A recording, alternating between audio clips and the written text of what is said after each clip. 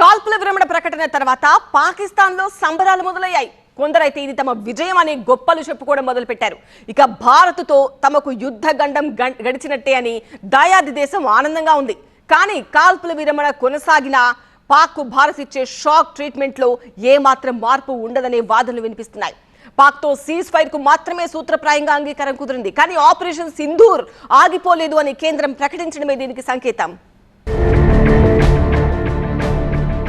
భారత్, పాకిస్తాన్ దేశాల మధ్య ఇటీవల కుదిరిన కాల్పుల విరమణ ఒప్పందం సరిహద్దు ఉద్రిక్తతల్ని తగ్గించే విషయంలో కీలక అడుగు అని అంతా భావిస్తున్నారు. ఈ ఒప్పందంతో పాకిస్తాన్ కు దక్కే సంతోషం సగం మాత్రమే.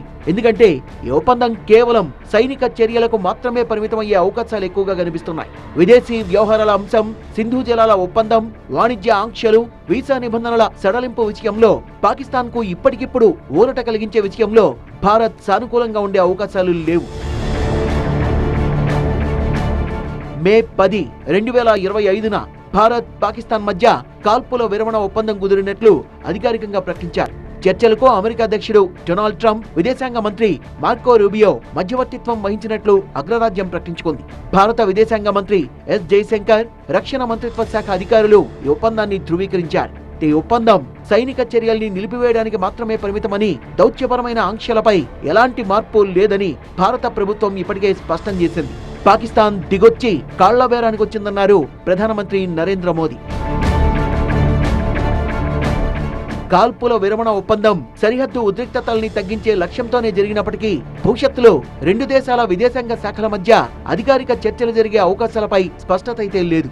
మే 12న Bharat, Pakistan directors general of military operations మధ్య హాట్లైన్ చర్చలు జరిగాయని, సరిహద్దు శాంతి, పిఓకే విషయంపై సంభాషణ కొనసాగిందని సమాచారం. విదేశాంగ శాఖ స్థాయిలో చర్చలకు సంబంధించి ఎలాంటి అధికారిక ప్రకటనలు లేవు. సింధు జలాల ఒప్పందం నిలిపివేతకు సంబంధించి భారత్ గతంలో తీసుకున్న నిర్ణయంలో ఎలాంటి మార్పు లేదని స్పష్టం చేసింది కేంద్ర ప్రభుత్వం. ఇదే అంశాన్ని ప్రస్తావిస్తూ గత నెలలోనే పాకిస్తాన్ కు భారత్ అధికారిక లేఖ పంపినట్టు తెలుస్తోంది. ఈ నిర్ణయం సైనిక ఉద్రిక్తతల నేపథ్యంలో తీసుకున్నదే అని, ప్రస్తుత కాల్పుల విరమణ ఒప్పందం ఈ విషయంపై ప్రభావం చూపదని విశ్లేషకులు అభిప్రాయపడుతున్నారు. ఇప్పుడు యుద్ధ విరామం లాగైంది, అంతేగాని యుద్ధం ముగిసిపోయింది అన్నట్టుగా ప్రధాని గారు చెప్పలేదు. ఇప్పుడు ఉన్న పరిస్థితుల్లో వాళ్ళ మీద పెట్టిన వీసా రెస్ట్రిక్షన్స్ కానీ, దౌత్య సంబంధించిన డైలాగ్ ప్లాట్ఫామ్స్ కానీ ఎటువంటివి నాకు తెలిసినంత వరకు ఇమీడియట్గా అయితే స్టార్ట్ అవ్వవు. చాలామంది మెడికల్ ట్రీట్మెంట్స్ కోసం ఇండియాకు వస్తారు. సో వీళ్ళని కూడా ఇంకా రానిస్తారు ఇమీడియట్లీ అయితే 99% జరగదు. కనీసం 3 నుంచి 6 నెలలు టైం పట్టడానికి ఇంకా అవకాశం ఉంది. పాకిస్తాన్ పై విధించిన వాణిజ్య, వ్యాపార ఆంక్షల్ని సడలించే విషయంలో కూడా స్పష్టమైన సమాచారం అందుబాటులో లేదు. ఉగ్రవాదంపై పోరులో భాగంగా పాకిస్తాన్ పై ఒత్తిడి పెంచే క్రమంలో భారత్ ఆ దేశంతో వాణిజ్య బంధాన్ని తెంచుకునే దిశగానే అడుగులు పడుతున్నాయి. పాకిస్తాన్ విమానాలపై నిషేధం, సాంస్కృతిక రంగంలో ఆంక్షలు వంటివి కొనసాగుతున్నాయని ప్రభుత్వం పేర్కొంది. కాల్పుల విరమణ తర్వాత 32 భారత విమానాశ్రయాల్లో నోటీస్ టు ఎయిర్మ్యాన్, సింధు జలాల ఒప్పందం నిలిపివేత సహా దౌత్యపరమైన ఆంక్షలు యథాతథంగా కొనసాగుతాయని ప్రభుత్వ వర్గాలు స్పష్టం చేశాయి. వీటితో పాటు వైద్యం కోసం బంధువుల్ని కలిసేందుకు వీసా నిబంధనల్ని సడలించే అంశంపై ప్రస్తుతం ఎలాంటి అధికారిక ప్రకటన లేదు. ఏప్రిల్ 2025లో భారత్, పాకిస్తానీ పౌరులకు వీసాలను నిలిపివేసినట్లు, అటారీ చెక్పోస్ట్ ను మూసివేసినట్లు ప్రకటించింది.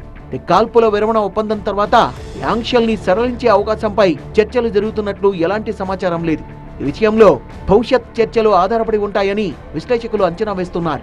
ప్రస్తుత కాల్పుల విరమణ ఒప్పందం సరిహద్దు శాంతిని పునరుద్ధరించే దిశగా ముందడుగు వేసినప్పటికీ సింధు జలాల ఒప్పందం, వాణిజ్య ఆంక్షలు, వీసా నిబంధనల విషయంలో భారత్ తన కఠిన వైఖరిని కొనసాగిస్తోంది.